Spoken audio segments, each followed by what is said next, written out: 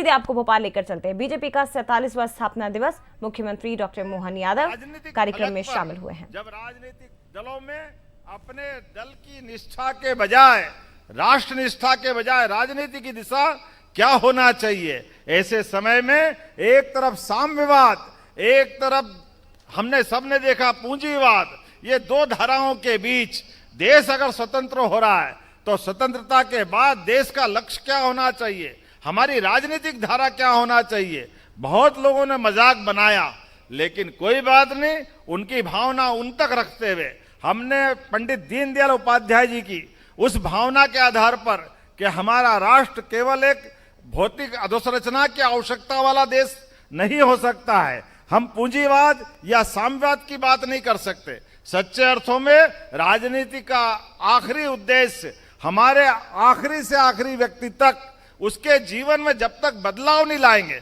मुझे इस बात की प्रसन्नता है, स्थापना दिवस पर हमने दूसरे राष्ट्रीय अध्यक्ष का भी एक तरह बलिदान होते देखा, लेकिन हमारे दूसरे अध्यक्ष ने भी, जब जनसंघ एकदम प्रारंभिक काल में था और वो दिन हो या बाद के काल में भी, आज लोकतंत्र अगर गौरवान्वित होता है तो लोकतंत्र के महत्वपूर्ण पिलर्स में एक न्यायालय का भी पिलर्स होता है। और न्यायालय पे प्रश्न उठा इंदिरा गांधी की इलाहाबाद हाईकोर्ट के बाद उनकी अयोग्यता के मामले से, लेकिन मुझे इस बात की प्रसन्नता है, हमारे दल ने तब भी अपने साथ पूरे सब लोगों को जोड़ करके इस बात का प्रखर विरोध किया कि न्यायालय ने जिसको अयोग्य घोषित कर दिया है उसको पद पे रहने का अधिकार नहीं।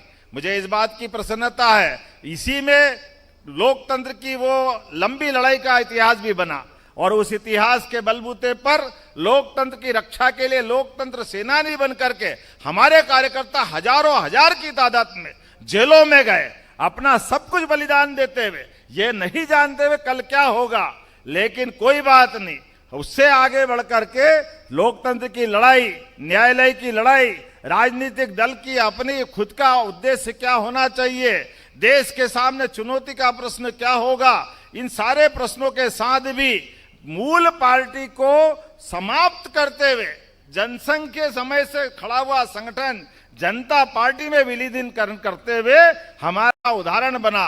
और उसके बाद अगर उस पे भी प्रश्न खड़े हुए तो पुनः भारतीय जनता पार्टी की स्थापना करके हमने अपनी मूल धारा को बना करके उसी भाव के लिए आगे बढ़े, जिसके कारण से हम जाने जाते हैं। वो कौन सा फिनिक्स पक्षी पता नहीं, हमने तो देखा नहीं, हमने तो सुना ही है कि वो राख हो जाती है और राख से फिर पक्षी बन जाता है और वो फिर जिंदा हो जाता है।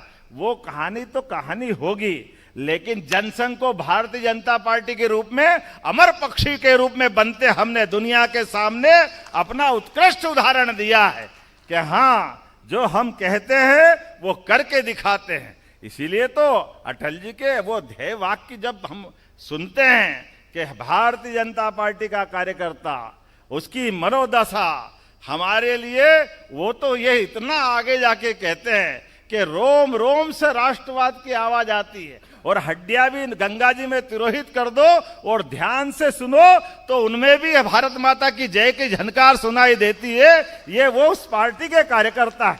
अद्भुत हमारे अपने नेताओं का चरित्र, अद्भुत उनका दर्शन, और ऐसे अवसर पर जब यशस्वी प्रधानमंत्री देश के सर्वमान्य और एकमात्र ऐसे व्यक्ति बनते हैं जिनने अपने बलबूते पर भारतीय जनता पार्टी के प्रत्येक कार्यकर्ता का सीना 56 इंच का कर दिया, अपने बलबूते पर देश के अंदर सरकार देने का काम किया है।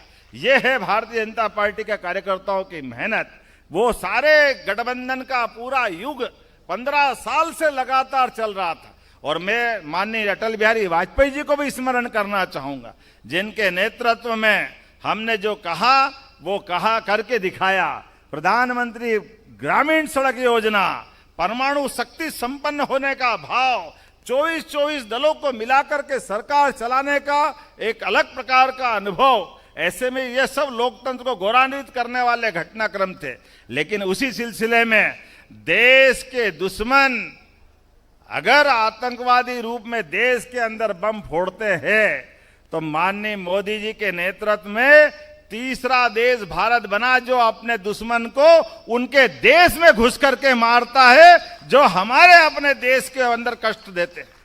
हमें इस बात की प्रसन्नता भी है और माननीय मोदी जी के माध्यम से एक नहीं दो नहीं, हमारे लिए वो धुरंधर 2 का समय चल रहा है, लेकिन धुरंधर 1 का टाइम भी याद आता है।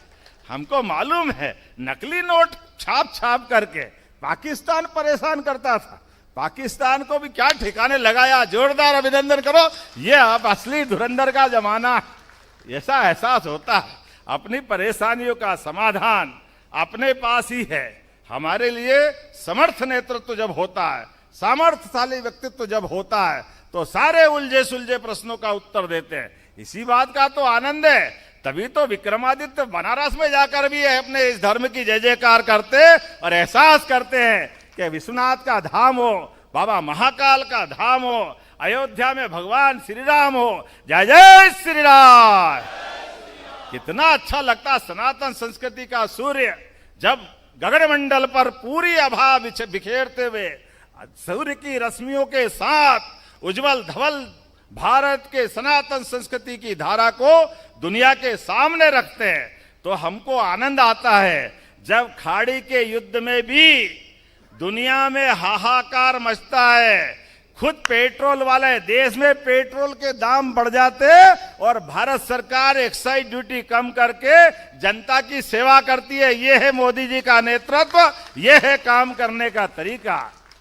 और सच में इतना ही नहीं, आज एक नहीं दो नहीं बहुत सारी बातें कह सकता हूं, लेकिन समय की सीमा है, 10 मिनट में ही अंदर सारी बात को रखना है।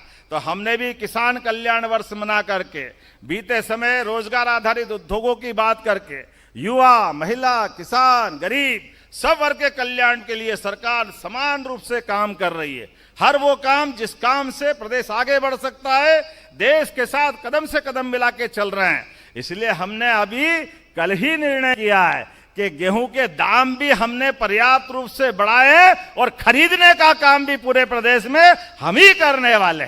हमको मालूम है भंडार भरे हुए हैं, बारदान कम हैं, सब चुनौती है, लेकिन उसके बावजूद भी घोषित तिथि से एक दिन पहले ही, और वही जो हमने कहा, इतनी सी बात जरूर बोलना चाहूंगा। कांग्रेस के लोग कहते हैं अरे गेहूं खरीदो, अरे गेहूं का दाम दो, अरे तुम बेईमानो, तुमको तो बोलने का भी अधिकार नहीं। तुम्हारे जमाने में क्या होता था, 1956 में जो 100 रुपए क्विंटल गेहूं मिलता था, 55 साल तुम्हारी सरकार रही, लेकिन केवल 400 रुपए।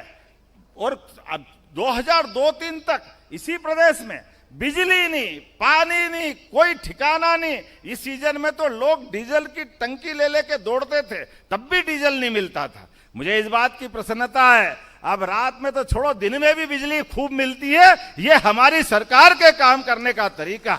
आपके टाइम 7.5 लाख हेक्टेयर का सिंचाई का रकबा था, आज 55 लाख हेक्टेयर का सिंचाई का रकबा है। और जहां आपके समय 100 रुपए से कम में गेहूं बिकता था और 5,500 से कम में बिकता था, आज हमारे सामने हम अपने 10 तारीख से 2625 रुपए क्विंटल का गेहूं खरीदने वाले हैं। ये हमारे किसानों के लिए घोषणा की। और हमने भी वही दीनदयाल जी के अंत्योदय की बात करते हुए कि हाँ, हम सबसे पहले छोटे किसानों का गेहूं खरीदेंगे, ये हमारी प्रतिबद्धता है।